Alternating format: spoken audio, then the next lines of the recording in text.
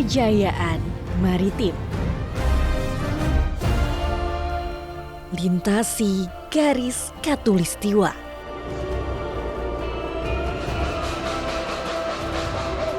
Ritual sakral.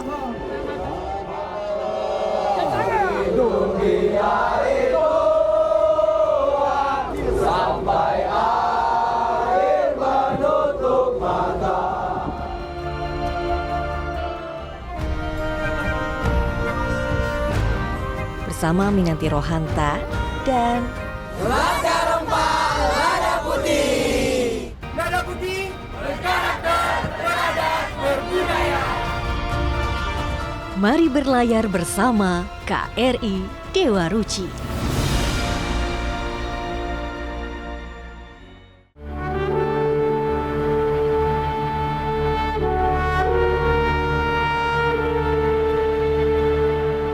Pelayaran Muhibah Budaya Jalur Rempah tahun 2024. Lepas tali KRI Dewa Ruci.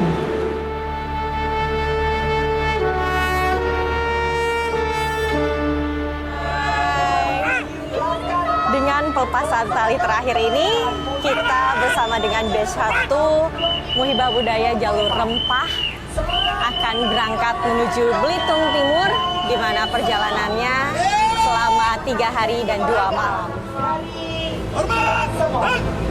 Pembukaan dengan vendor, jalan aman.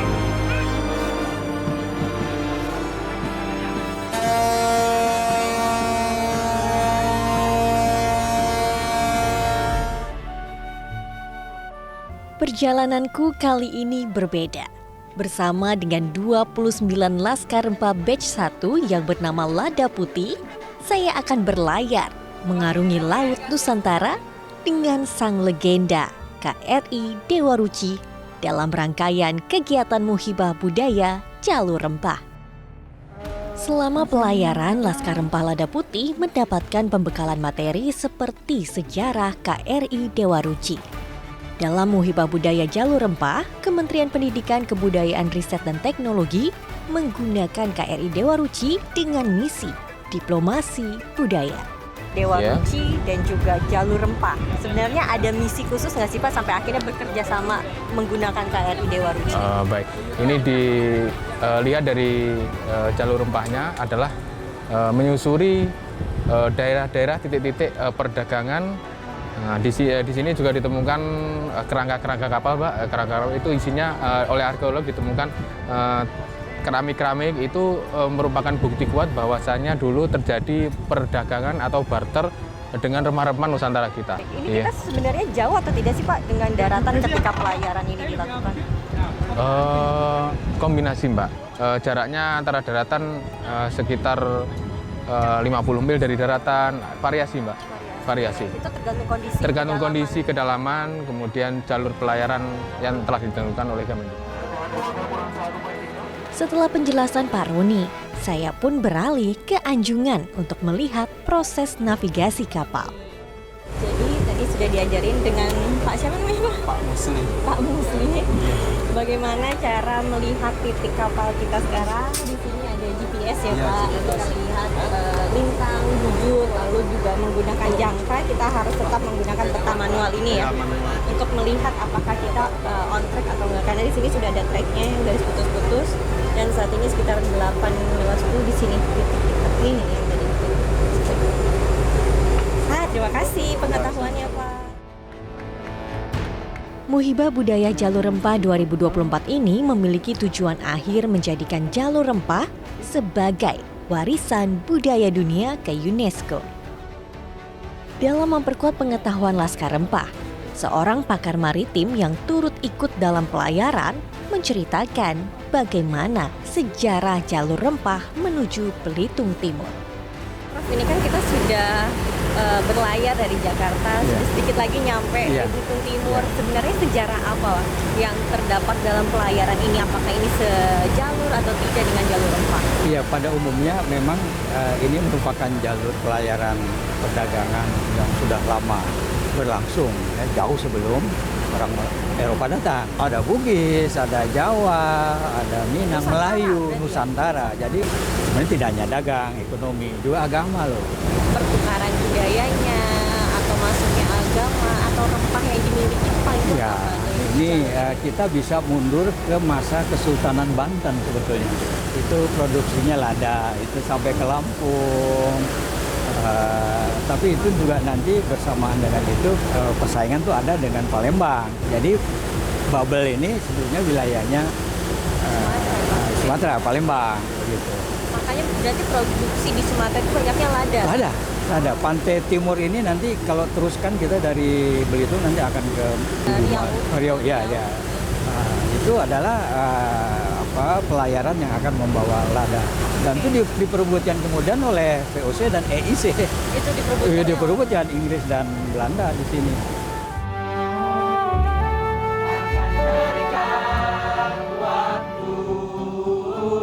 Bebaskan mimpimu di angkasa, warnai bintang di jiwa.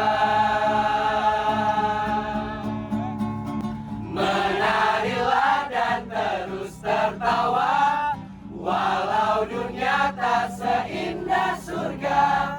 Bersyukurlah pada yang kuasa, cinta kita di dunia selamanya. Selamanya. Selamanya.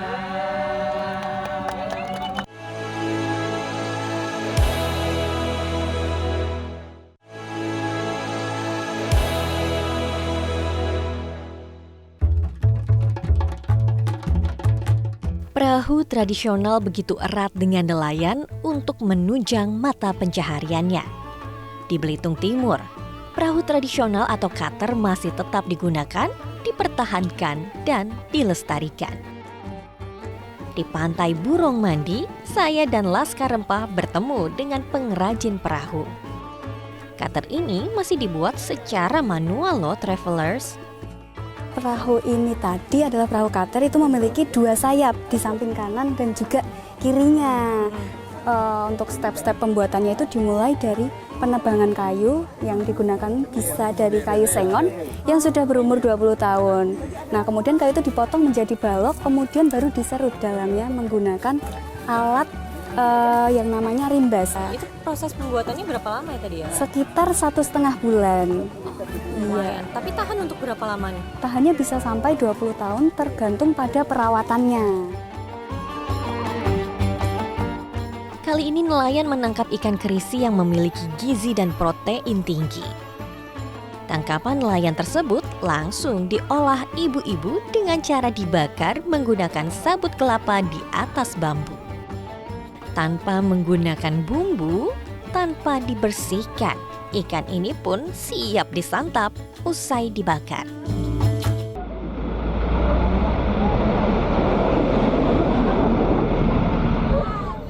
Selanjutnya perjalanan saya dan Laskar Rempah Lada Putih menuju perkebunan lada di Desa Lintang.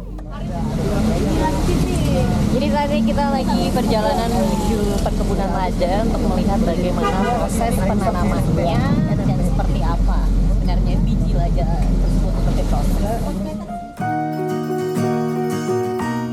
Lada merupakan komoditas yang dihasilkan oleh Belitung Timur.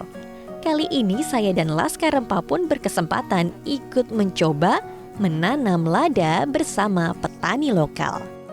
Pertama-tama, kami menuangkan pupuk organik minimal 20 kg per lubang tanah dengan ukuran sekitar 40 x 40 cm dan kedalaman 50 cm. Kemudian campur dengan tanah yang telah digemburkan. Ya, kalau di dalam Bu, di dalam itu akar ini mau ke sini, makan ke sini. Kalau di atas kena panas 1 bulan mati. 1 bulan mati. Harus dalam lah ini. Harus dalam. Terdapat 6.000 tanaman atau rumput lada di Desa Lintang.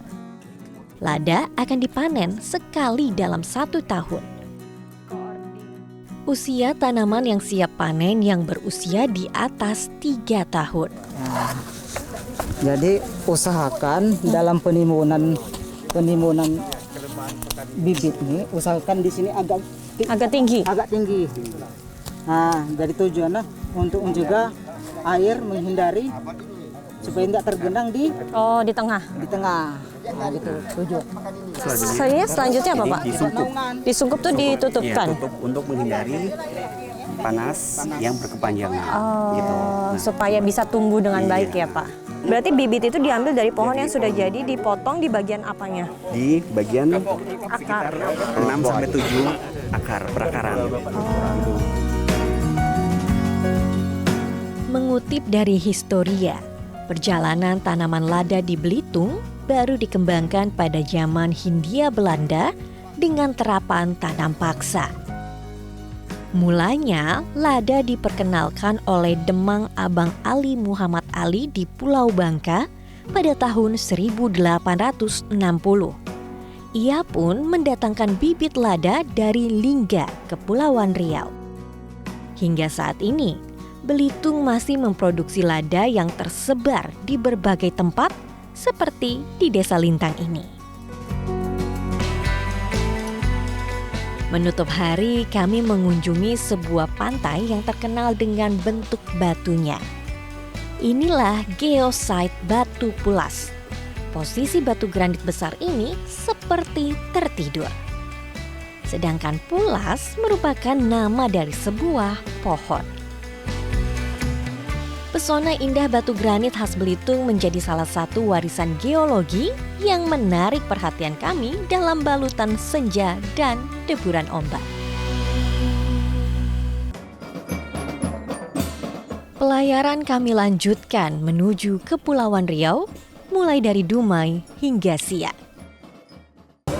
Setelah pelepasan di Belitung Timur, akhirnya kami tim jelajah Rempah Batch 1 akan melanjutkan pelayaran dari Belitung Timur menuju Dumai selama 4 hari. Kita akan masuk dulu ke atas kapal. Seperti apa perjalanannya? Apa saja budaya yang ditemukan?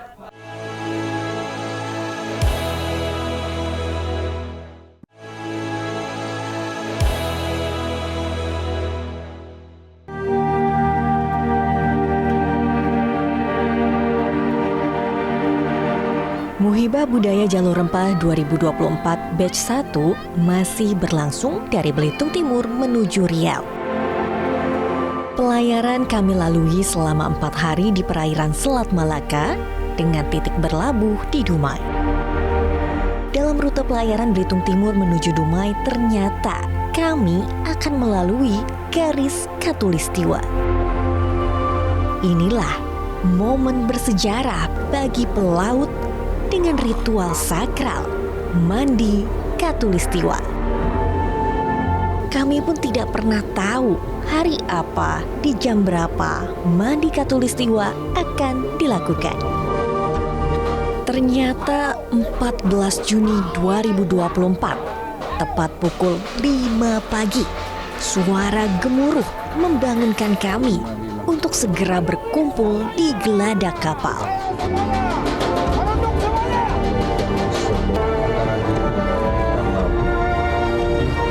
Siapakah yang banyak menyuami Anda?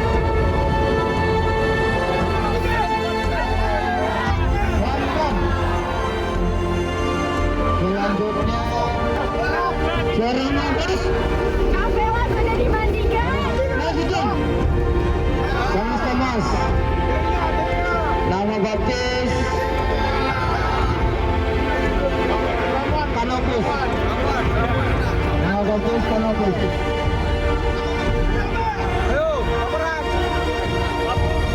Anggota TNI AL berlakon berbagai peran. Laskar Rempah beserta undangan dalam Muhibah Budaya Jalur Rempah dianggap orang-orang darat yang masih memiliki tubuh dan jiwa yang kotor, sehingga harus disucikan. Jadi inilah prosesi mandi Katulistiwa di mana tadi kita melintas benar-benar di garis Katulistiwa, kita dibawa nyumir dengan suara yang sangat kencang, lalu disuruh keluar kamar, langsung jalan jongkok menuju gelada kapal. Lalu kita disiram dengan air, dan ini adalah prosesi mandi atau disucikan mandi Katulistiwa, dan kita harus menghadap Dewa Neptunus untuk melaporkan kalau kita sudah dibaptis istilahnya dan diberikan nama dengan air kembang, lapor, lalu kita minum air rawa, dan ini prosesi masih terus berjalan. Usai mandi Katulistiwa, saya pun penasaran terkait dengan ritual sakral ini. Itu sebenarnya suatu tradisi bagi para pemula atau pelaut-pelaut muda seluruh dunia yang dilaksanakan pada saat pertama kali melewati garis Katulistiwa supaya menimbulkan kebanggaan terhadap profesi sebagai pelaut. Tradisinya sama, perangkatnya sama, dikisahkan Dewa Neptunus adalah Guardian of Seven Seas, penguasa 7 samudra, yang mempunyai istri bernama Dewi Ampitri dan punggawa bernama Devi John. Itu bertugas untuk mensucikan para pelaut muda itu untuk mendapatkan keselamatan dalam berlayar. Ada lagi yang menarik, kan ya. Ada istilah dibaptis gitu Pak, ada namanya. Itu kenapa tuh Pak? Itu karena dulu pelaut itu tidak ada seperti sekarang ada GPS, itu menentukan posisi dengan benda-benda langit Pak, bisa rasi bintang, kemudian matahari, bulan. Itu namanya celestial navigation atau navigasi astronomi. Jadi nama-nama baptis itu adalah nama-nama benda-benda langit. Ragam kegiatan pun kami lakukan di Gelada KRI Dewa Ruci. Kapal tanpa layar bukan Dewa Ruci namanya. Laskar Rempah Lada Putih pun belajar mengenai 16 layar yang ada di kapal ini. Layar tersebut dapat dibentangkan dengan kekuatan 3 tiang. Tiang terdepan bernama Bima dengan tinggi sekitar 32,50 meter. Brian, tadi kamu bagian depan ya, depan kapal? Depan yang bagian kiri Kak, yang sini. Itu kamu belajar apa tadi? Tadi kan belajar tentang cara untuk melayarkan isi ini kan ya, layarnya sih Kak. Karena kan nanti itu depan, jadi menyesuaikan dengan si mata itu anginnya gitu. Kamu tadi narik atau ngulur tali? Aku kebetulan ada narik, ada ngulur. Jadi tergantung kepada si mata anginnya itu sendiri tadi. Yang pertama aku narik, terus misalnya tadi mata anginnya ternyata ke arah yang lebih ke sini, jadi aku ulur lagi. Nah, jadi mereka menarik, aku mengulur talinya supaya layarnya itu bisa naik Kak. Kamu lebih berperan ketika layarnya dibuka atau layar ditutup? Lebih berperan ketika layarnya ditutup, karena kalau layarnya ditutup aku yang bagian menariknya gitu. Yang penting itu jangan sampai tangannya sakit, jadi ada step-stepnya seperti ini, satu persatu. Enggak, kalau yang nariknya kencang kita juga mengulurnya kencang seperti itu. Tergantung dari tarikan. Iya, tergantung dari mereka yang menarik. Dan seperti harus itu. Lihat juga bagaimana posisi layarnya. Betul sekali Kak. Tiang Arjuna berada di tengah dengan tinggi 35,87 meter. Jadi di kapal ini memiliki 16 layar, 4 di depan, 5 melintang dan 11 membujur. Dan aku dapat yang datsur besar di damar kanan. Aku belajar cara menarik dan cara mata anginnya. Jadi jika anginnya ke kanan berarti tugas aku untuk menarik atau tarik di damar kanan. Tapi jika anginnya ke arah kiri, maka aku akan tetap menjaga tapi pelan-pelan untuk melepaskan tali damar kanan. Dan yang paling belakang yaitu Yudhistira yang memiliki ketinggian tiang 33,25 meter. Ya, jadi tadi kita bertugas di bagian tali suai yang bertugas untuk menarik layar dari bagian belakang. Setelah menarik tali suai, layarnya sudah berdiri, kita dilanjutkan dengan pelilitan tali atau disebut dengan sangwai tadi. Bentuk obat nyamuk itu dipergunakan untuk ketika kalinya dibuat lebih rapi. Tapi dia lebih spesial, lebih besar, makan tempat. Layar KRI Dewa Ruci akan dikembangkan hanya dalam keadaan darurat, seperti kematian mesin ataupun kehabisan BBM. Tanpa mesin dan hanya dengan kekuatan layar, KRI Dewa Ruci dapat mengarungi lautan dengan kecepatan 9 knot atau 16,7 km per jam. Kegiatan lainnya di KRI Dewa Ruci ialah pembekalan mengenai APAR atau alat pemadam api ringan. Di sini, Laskar Rempah Lada Putih diperkenalkan berbagai macam alat pemadam serta bagaimana cara menggunakannya. Saya itu di level 2, nih mana kalau yang di level 2 itu pakai APD, itu dia kayak dari busa. Nanti dari busa itu kita kasih air dulu, nah biar dia terhindar dari rasa panas. Oke, jadi kalau tadi saya menggunakan APD atau alat pelindung diri itu untuk bagian ketiga atau udah bagian terakhir lah ya, untuk penyelamatan terakhir itu menggunakan pakaian warna putih ya seperti aluminium, jadi itu akan sangat-sangat safety untuk kita gunakan sebagai pelindung terakhir. Lebih dikatakan sebagai tahan api. Kalau yang level sebelumnya itu tahan panas. Nah, yang kita perhatikan itu dari handle-nya terlebih dahulu, cara pemegangannya bagian atas itu jangan dua tangan, tetapi satu tangan saja yang bagian bawah. Setelah itu diperhatikan segel-nya, apakah masih di dalam alpar itu terdapat segel atau tidak. Kalau misalkan di alpar itu tidak terdapat segel, berarti isi dari alpar tersebut tidak penuh. Tak terasa ini merupakan hari terakhir pelayaran Laskar Rempah Lada Putih bersama KRI Dewa Ruci. Sebelum bersandar di Dumai, Laskar Rempah ikut membersihkan kapal bersama anggota TNI AL. Malam terakhir, kami melaksanakan malam inaugurasi. Laskar Rempah Lada Putih menampilkan seluruh kekreativitasannya dalam balutan kesenian. Tak hanya Laskar Rempah saja, anggota TNI beserta undangan pun turut berpartisipasi. Malam yang diawali dengan keriangan ditutup dengan rasa haru dan syukur telah mengarungi Laut Nusantara dalam hari demi hari bersama KRI Dewa Ruci.